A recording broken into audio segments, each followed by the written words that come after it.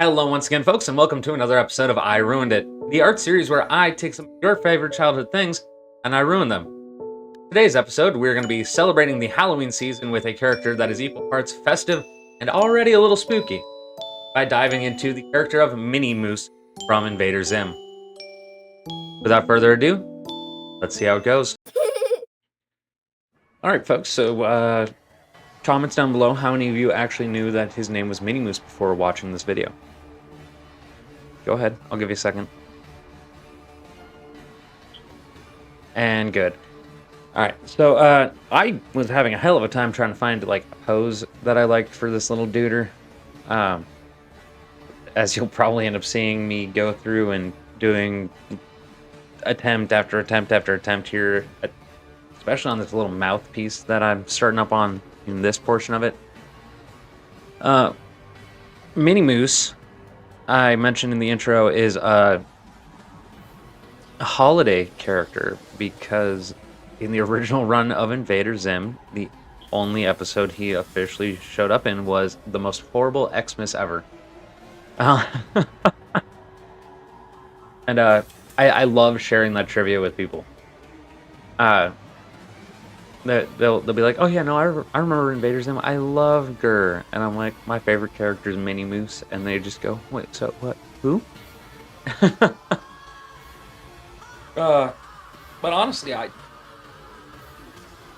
like most of these things that I bring up, there's a lot of character traits or history behind the characters that I love. So like Minimoose, I love that it's just kind of this little duder that doesn't actually make sense for the rest of the series because it only ever shows up in the one episode. So you have to have watched the Netflix movie to see him more, or read the comics. And God, I'm just a big nerd. But yeah, I mean, like, on top of that, Johanan Vasquez, the creator of Invader Zim, along with his other works such as like Squee or Devi or his most infamous of the comic series, Johnny the Homicidal Maniac. I like that kind of scratchy, sketchy art style that he ends up using in a lot of those other works. And God, just going back and re-looking at some of these character designs from the original Invader Zim, it's very apparent. And yeah, I don't know. I'm a huge character design nerd too. So on top of like secret lore and hidden characters, I could just sit here and just stare at character designs all day and be like, oh yeah, he is kind of a dirty little hairy hobo boy. That makes sense why there's a couple little dots on top of his head. But I mean, let's get off of that for a little bit. So, if it wasn't apparent, to help celebrate the fact that in Invader Zim they all get little costumes and disguises, and the fact that this is going up the day before Halloween, I'm going to make a little Minimoose jack-o'-lantern feller. I don't know what else there is to say at the moment. Yeah, orange, because pumpkin boy be orange. I wanted to kind of stick with the dried out stem kind of look, so that's kind of why we're going with more of a warm brown for those antlers, and then I ended up using it for the actual stem itself. I wanted to kind of just look like maybe it's mutated to be that way, where it had 3 different stems, or maybe it was that the other stem pieces were glued to it. I don't know. They're just cute little drawings that I do for real, man. But right there, I was coloring the little feetsy duders as if they were. Honestly, at the time, I was thinking of them as if they would be pumpkin seeds. Like scaling wise, it makes no sense. So we'll just say it's some kind of stand to hold this overly round pumpkin up. But we know. But now I'm gonna go in and I'm gonna get those inner areas of the pumpkin where like the carved out mouth and the eyes would be at. I wasn't trying to stay too faithful to that grimy Johanna Vasquez style. I wanted this to be the character, but it could kind of go into any other cartoon. Similarly to like how Jahonen had references to Johnny the Homicidal Maniac in his other works kind of spread throughout his show, or how there's Gravity Falls references in Rick and Morty, or in the era of Invader Zim, how we would get the literal Jimmy Timmy fucking Power Hour. I just wanted it to be something a little more akin to like that. But in keeping with some of those kind of more macabre themes and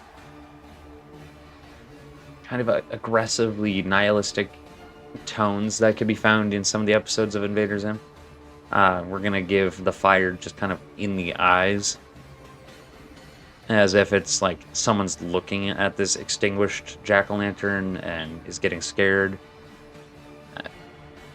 When I draw these things, they make a little bit more sense to me as to why I do them. But then when I go back and I record these voiceovers, I almost entirely forget what I did, in what order, and for how long. I mean, even right here, I was trying to figure out what kind of background I wanted to do. I ended up going for like a really simple front porch kind of look. Any of you guys who have seen more than 2 of my videos know I kind of have a standard approach for these things. I either make them look like they're being showcased, or I make them look like they're small patio trinkets and statuettes. So shouldn't come as a surprise that the literal jack-o'-lantern would be a small patio statuette type of thing. But yeah, now we're gonna go through. We're going through. We're getting that black masking for where our shadows are at, and then we did some white dots around the pumpkin itself. This time, a little less to be for highlights, and a little bit more to be like blemishes on the face of the pumpkin, while also mimicking, like I said earlier, Minimoose's character design has a couple of dots on the head.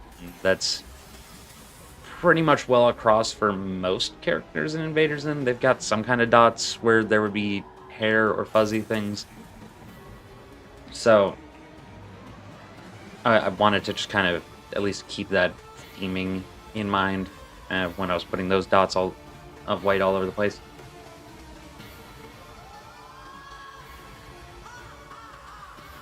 But then coming in here, I believe, is where I finally go through and I do that patio, like I was telling you guys.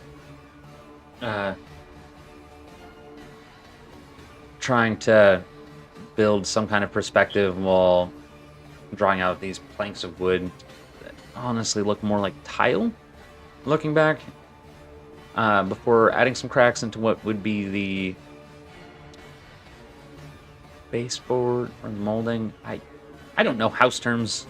I'm a guy that draws stuff on the internet and works a day job and a second job, and like I said, does this on the internet. I don't know how to build houses.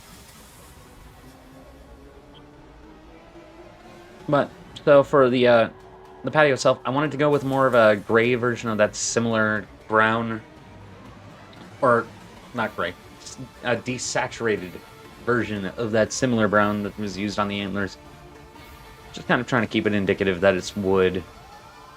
We did a lighter kind of periwinkle color for the house, just kind of peeking up in the back there. Trying to work as contrasting colors with the pumpkin before adding that drop shadow. But with that, folks, that's going to about do it for this week's episode. Thank you all so very much for watching, and remember, if there's any suggestions you have for a future video, leave a comment down below. If you liked the video, hit the like button.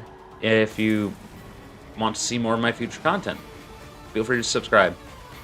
If you end up finding out you don't like it later on, you can always just unsubscribe. But again, folks, thank you all so very much for watching. I've been Offline Spider, and bye.